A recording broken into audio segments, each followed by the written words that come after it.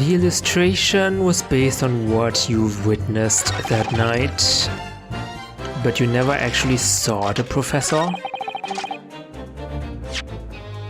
I mean, if the illustration is to be believed, the professor already had some kind of, like a helmet. Is this a helmet? Looks like a helmet.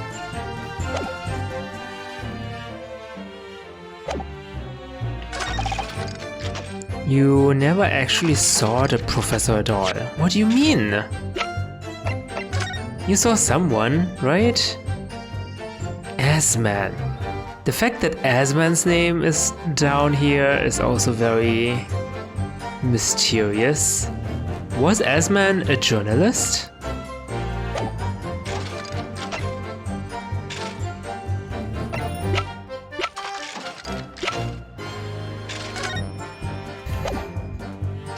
Shall we just present this? I mean, this is not new news to us. Was the Bal Masqué to blame for the Great Blaze? The Great Stink. Everything's great. Do we have something to link the professor and Drebber? Well, not that I know of. Did we not investigate this? The Reaper attacked. It's the kingpins of the criminal underworld generally managing to escape conviction in the Reaper's trial.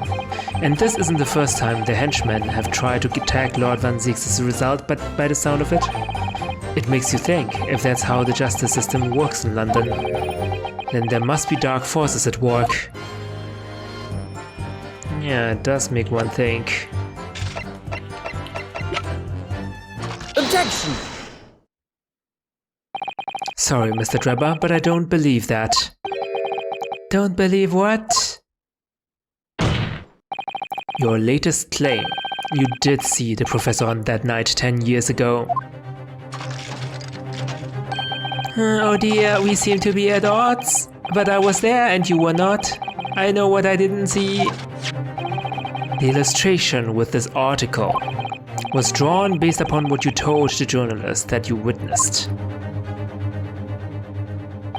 A figure emerging from a tomb, wearing an iron mask. Yes, when the killer was tried 10 years ago, it was decided in a closed court's ruling that a man would wear the mask to hide his identity. It wasn't to be removed even during his execution and subsequent burial. Then how does Mr. Spell know what is underneath the mask? I wonder. She couldn't have taken it off, right? Even it was locked. Not even the prison wardens were to see the man's face. But obviously the provision of this mask was not public knowledge. It wasn't? But I mean, Mr. Spells, Madame Tuspels, has exactly this mask on his waxwork model of the professor. If that's not public knowledge, what is? So, Mr. Drebber, as you've just heard, a lowly student of the University of London certainly wouldn't have known about a condemned man's mask. So unless you'd actually seen the professor that night, it's inconceivable that the artist would have included a mask in that illustration. Okay, this is news to me. Order, order. Well, Mr. Drebber.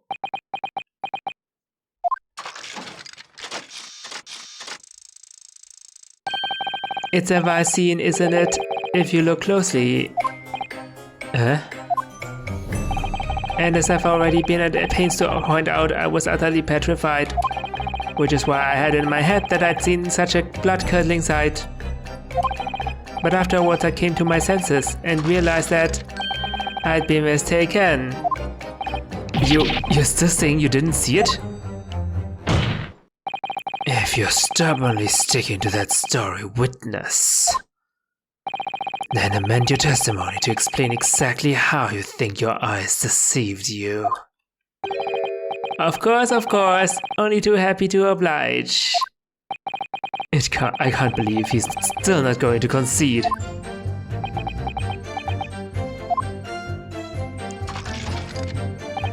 What I in fact witnessed was a fellow grave robber at work. Soon afterwards I was visited by a young woman who sculpted a model of me from wax. Then I gave up on my dream of becoming a scientist. Huh? What you witnessed was a fellow grave robber at work? What? How does that make any sense? Hold it! A fellow grave robber? What are you talking about? Well, I wasn't the only one busy in the cemetery that night, you know. Other body snatchers were at work. Of course, when I saw one emerging from the hole he dug, my heart very nearly stopped. Oh. Another grave robber that had the mask on. So that's the terrifying that I actually saw, you see. You're claiming it was just another student on equally insalubrious business as yourself. Many of the medical students would wear metal masks to protect them from bacteria during dissections. Really? Metal masks? Clearly the fellow was using such a mask to protect his anonymity, wouldn't you say? Objection! But there's more to the story, isn't there? The article goes on to say, in the next second, a gunshot rang out suddenly from behind. The bullet pierced the resurrected man's chest, whose breath then stilled once more. We might assume that the sexton discovered the miscreants at work, perhaps, and fired upon one of them? The sexton? The sexton? What are the sexton? If a gravedigger had shot someone in the cemetery, I think it might have been rather big news, my lord. Oh, yes, well... I can only assume it was an embellishment bolted on later by the reporter. Oh? To spells? Excuse me! Madame to spells. Don't take it out on Mr. Sholmes. Oh la la, pardon. I was lost in my thoughts. Would it be fair to say that Mr. Trevor's last remark was significant to you in some way? I thought it was a little strange, that is all. How Monsieur Treber could claim this now. If you don't mind me saying, madame, what are you talking about? Well, when I met you 10 years ago at your university dormitory, you recounted to me about your adventures in the cemetery, no? Including the gunshot. Stop! You might want to watch your tongue, you know. Objection! Oh. Have a care, Treber. That's no way to speak to a lady. Please, Madame Tuspels, carry on. Of course. According to what Monsieur Treber told me at the time, he did hear a gunshot from behind him, and the bullet hit the condemned man. I said nothing of the sort. No, you were very explicit about the details, about the mask that the figure was wearing, and the blood that spattered over you when he was shot. Enough! Shut up, woman! You're making all this up! That will do, Mr. Treber. Huh? Yes? You refute the account just given by Madame Tuspels? I have no recollection of ever saying those things. Come on, do you really expect us to believe you? Control yourself, cause I will not permit baseless accusations. Right? Under the circumstances, I think it best that you supplement your testimony with a statement to clarify your position on this witness. Very well.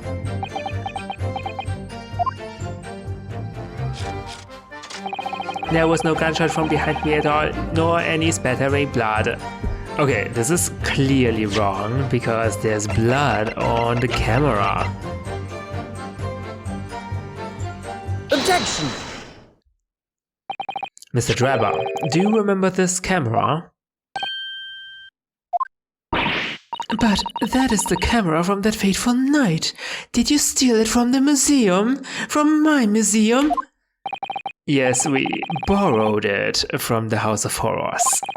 It's the camera you took with you to the cemetery that night, Mr. Drebber. And is that supposed to be significant? This kind of camera is rarely seen in our homeland, so my colleague and I were keen to examine it closely.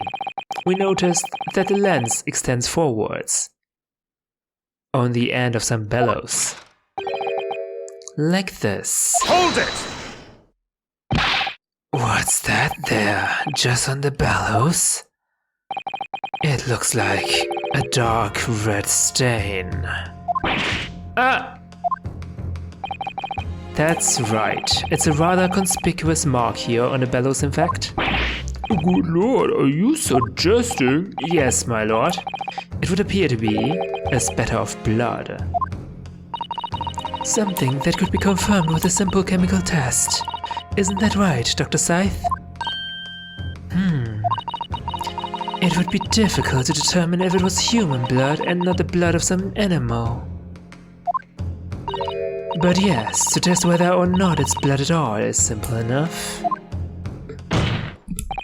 I propose that Madame Tuspel's testimony was correct, and that on the night in question 10 years ago, you were spattered with blood from the gunshot wound.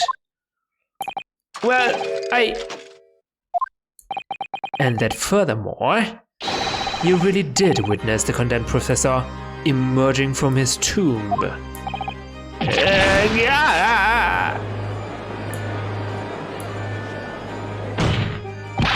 There's simply no way you could have forgotten such a traumatic experience. Well, to be fair, people forget traumas all the time.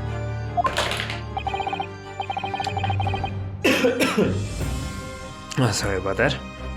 In other words, the only explanation is that you're trying to hide the fact that you saw the professor that night? Objection! But why? Why would he want to do that? Well, not for his own gain, it would seem. For who's that? Who could benefit? Mr. Drebber is obviously lying in order to protect somebody. My goodness, he's shooting someone.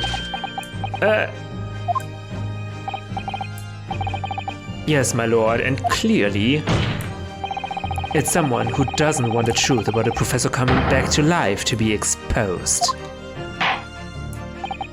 Well, counsel, who is it then?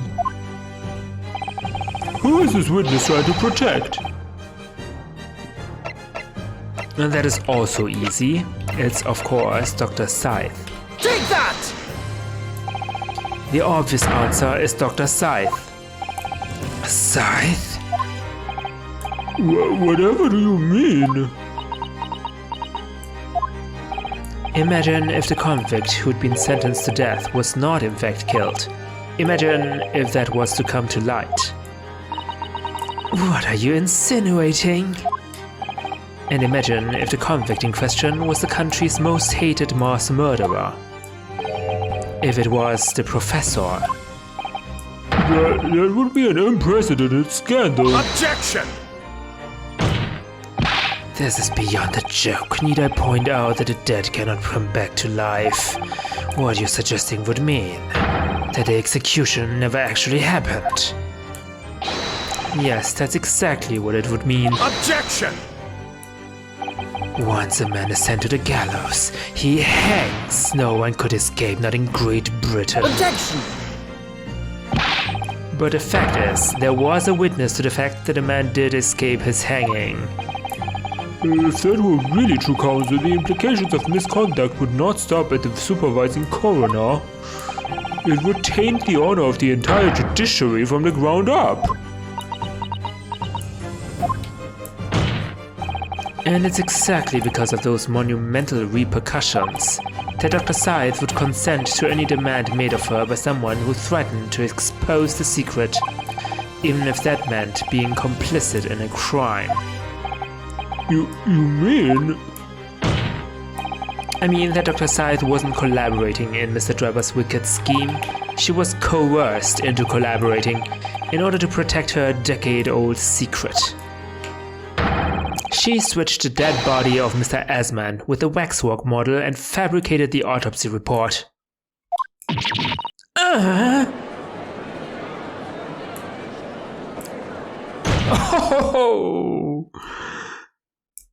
Lord Van Zeeks. Ooh la la. Pray forgive me, my freshly filled hello chalice, and a whole raft of other discourtesies now. Goodness me. It's just that the sort of authority Londoners would enjoy, I grant you. An executed killer rising from the dead, a Scotland Yard cover-up, a conspiracy at the highest levels. So let me ask you one thing. What's that? If the condemned man really did emerge from his tomb that night only to be shot in the chest, who pulled the trigger? And disposed of him forever. Well, I have no idea at the moment. We have too little information to work that out at present, I think. I couldn't agree more. The Old Bailey is no place for wild fantasies. And have you considered this, my learned Nipponese friend? Considered what? Do you realize just what a dangerous endeavor it would be to coerce this woman into such criminal activity? Dangerous endeavor? It's tantamount to declaring war on the entire British police force and judiciary. Quite hard to imagine any sum of money being offered for research could warrant it. And to rely on some stage deception when so much is at stake would be madness. Well, I suppose. And this was not petty crime either. The victim was murdered. A man who'd already invested money in the venture and would be instrumental in future profits too. Yes, I had no reason to kill... Oh, yes, I had no reason to kill Mr. Asman at all. Or are you forgetting that his death results in me receiving not a single penny? The court is already aware of the contract between myself and the victim, no? There is the contract, that's very true. The motive for this case runs deep though, I can feel it. Using threats to force the head of the forensic investigation team to cooperate is extreme, especially for a government grant he had no guarantee of receiving in the first place. If the research grant was the aim, taking Mr. Asman's life would have made no sense anyway. Which means Mr. Drebber's motive wasn't money at all. He was just trying to kill Mr. Asman. But why? What was his motive then? Your time is up, my learned friend. I'd say you have one last chance before the jury lose their patience with this charade. Let's see if you can back up your heady proposal, shall we? How do you explain why this engineer would throw all caution to the wind and threaten his own country? At this point, I'm not prepared to listen to more of this outlandish conjecture. So, counsel, present your evidence. Alright. Who exactly was Mr. Asman to Drebber? There's a connection there that no one's seen yet. And I'm going to have to present 2 pieces of evidence to show what it is. What? Yes, my lord. The evidence that establishes a motive and explains why the witness wanted the victim dead is right here. Is it a newspaper article? Asman.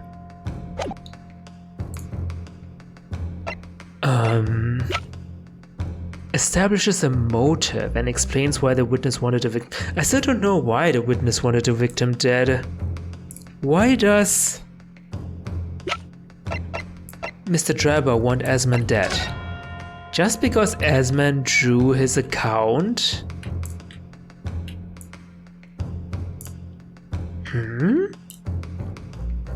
But why?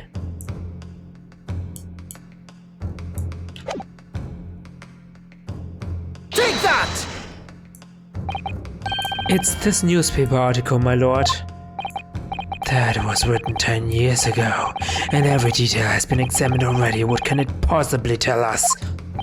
That river should never have been written. It's typical gutter press nonsense that means nothing. Yes, on its own, it isn't particularly significant. However, when considered alongside another piece of evidence, it will completely explain your motive for wanting Mr. Asman dead. What other evidence? Counsel, you will present your supplementary evidence without delay. The evidence, which when cross-referenced with the newspaper article, establishes a motive for the deed. What? Is it this one where we can see where we can see Asman's signature? But this doesn't explain this at all. Huh? Take that! It's this contract, my lord. Mr. Drabber, this is the contract you signed with Mr. Asman. Yes, that's right. The very document, in fact. That proves I had no reason to kill the man. No, I'm afraid not. What? There's something very significant that this newspaper article and the contract have in common. Really? And it's that common link that shows very clearly why you were determined to kill Mr. O.D. Asman. It seems the defense has uncovered something the rest of us has missed. So, my learned friend, point out what these two pieces of evidence have in common. Where exactly is the link between this newspaper article and the contract? The signature? But why spell it out like that? Take that!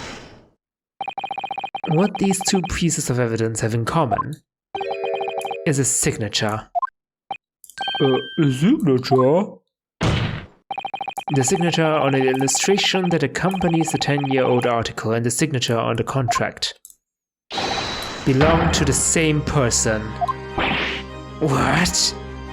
Yeah, I get it, but why is this important? Why does this establish a motive? I don't see it yet. Ah! As the court has heard, this illustration was drawn 10 years ago by a newspaper reporter who found Mr. Drabber and interviewed him about his ordeal. If you look closely, the reporter's signature can be seen in the bottom right corner of the drawing. And if you look at the contract here, which was signed between the witness and the victim last year, you can clearly see Mr. Asman's signature at the bottom. Let me see. No, good lord, yes, they're identical. In short, the journalist who drew the illustration and wrote the article published about Mr. Drabber 10 years ago was the victim of this case, Mr. O.D. Asman.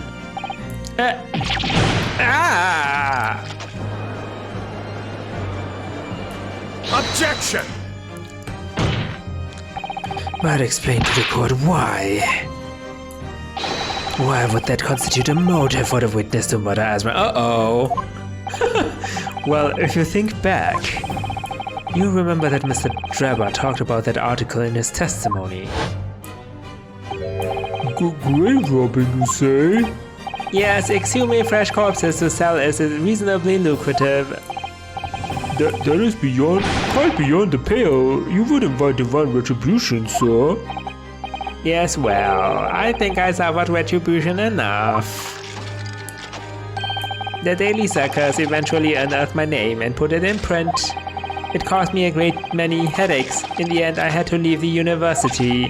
That was the only paper with a bad grades to identify me unambiguously, I might add. What? You wanted revenge for that? But that was like years ago. Then I gave up on my dream of becoming a scientist, and it was all because of that newspaper article.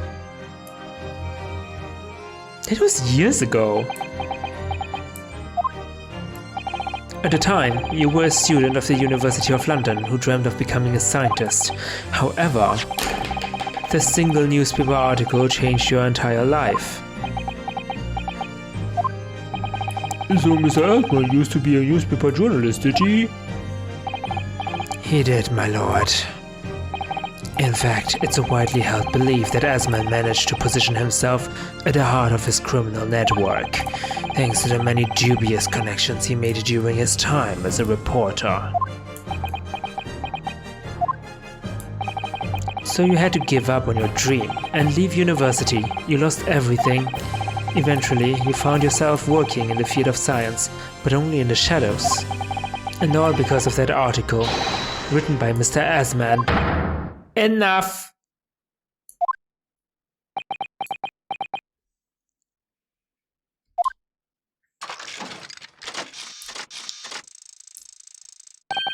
Stop this endless drivel about my life. What? Explain yourself, Mr. Drebber. Yes, it's true. I had to leave the university as a result of that article.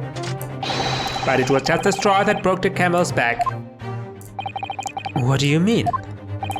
Almost every student of science in the faculty was too poor to actually conduct any research. But they struggled on with their hypothesis anyway, we all did, only to have them taken by vultures. Sooner or later, you knew your ideas would be stolen and patented by some wretch or the other. After all. Good gracious. Making a name for yourself as a scientist in a climate like that was a miracle only a select few geniuses could ever hope to achieve. Personally, I wasn't one of those geniuses, so it was hardly a wrench. Being forced out of the university because of Lowgate was the best thing that could have happened to me. Objection! Mr. Drebber, do you genuinely believe that?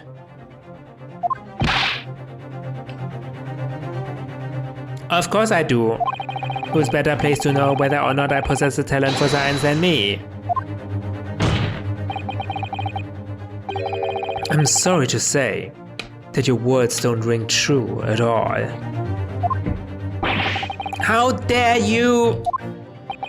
And I have evidence to prove it. How are you in a position to say anything about me? I don't know you from Adam.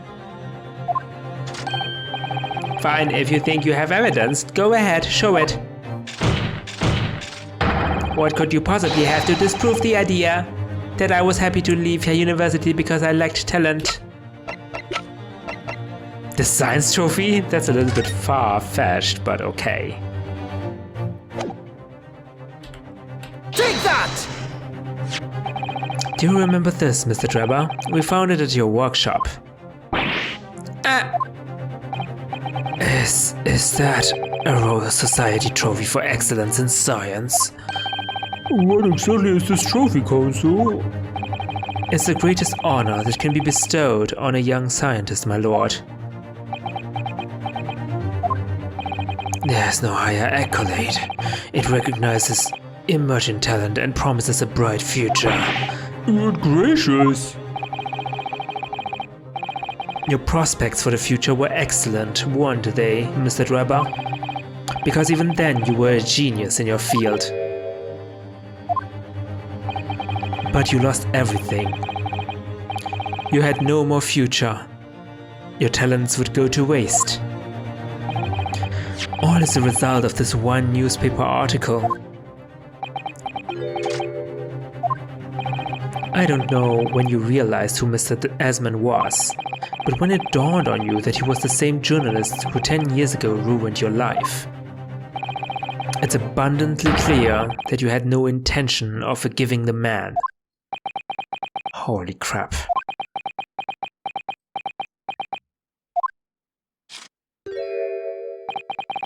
The truth is... Finally, he's going to fold.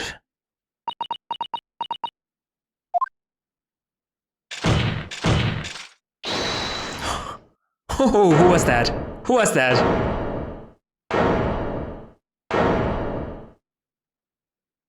Oh, hold it. Fine. Clearly this has run its course now. What?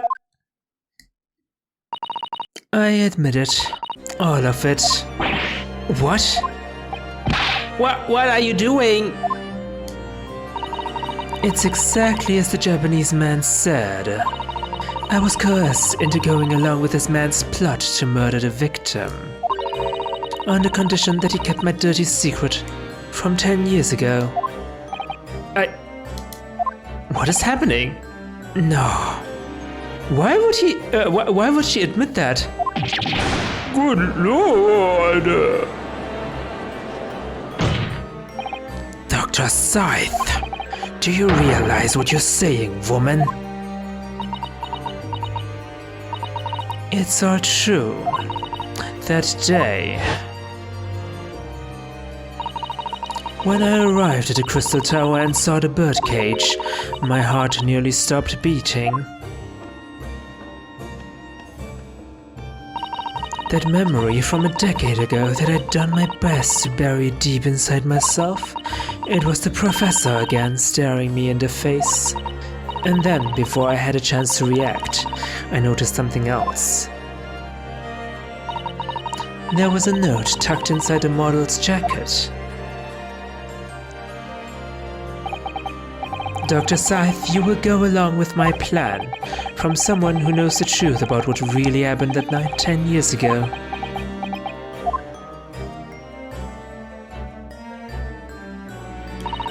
All the instructions were there in the note. Every detail was meticulously written out. I had no choice but to do what it said. I made the necessary alterations to the scene and fabricated the autopsy report as instructed.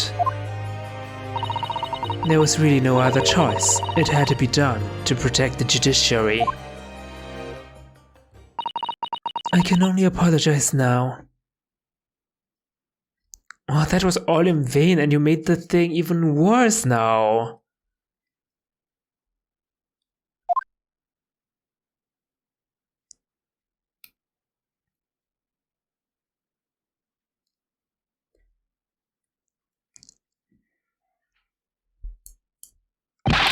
Why on earth would you buckle now? Well, there's no point trying to hide it anymore, is there? I would have done anything to stop it coming out, even collaborate in a murder. But the great lie about that execution 10 years ago has been exposed. Whatever happens, I'm finished.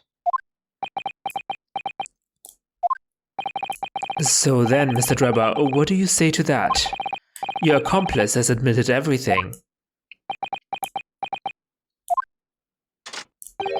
Surely it goes without saying. You admit your part in it too, then?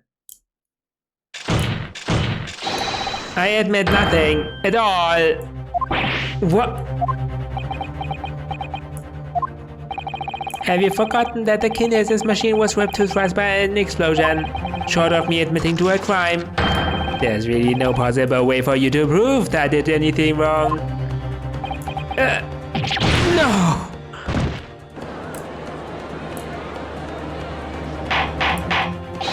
Order! Whatever this man says, I admit everything. He threatened to expose my secret, so I went along with his plan.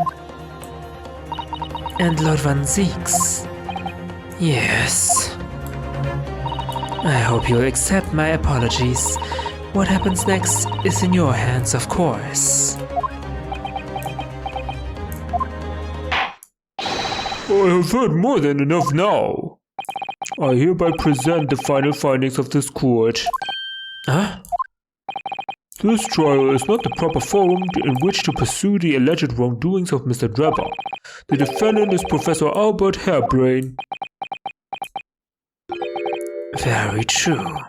It had slipped my mind. Isn't he one of your closest friends? As the court has heard, Dr. Scythe has admitted to the allegations brought by the defense, thereby absolving the defendant of any possible guilt. Oh, you mean...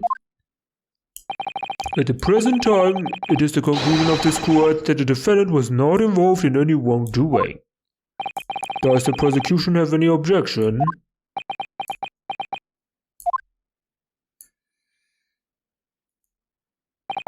None, my lord. Oh, congratulations, Mr. Naruhodo. Hold on a second. We haven't seen the confetti yet, so there might be someone else. You've proven Professor Hairbrain's innocence.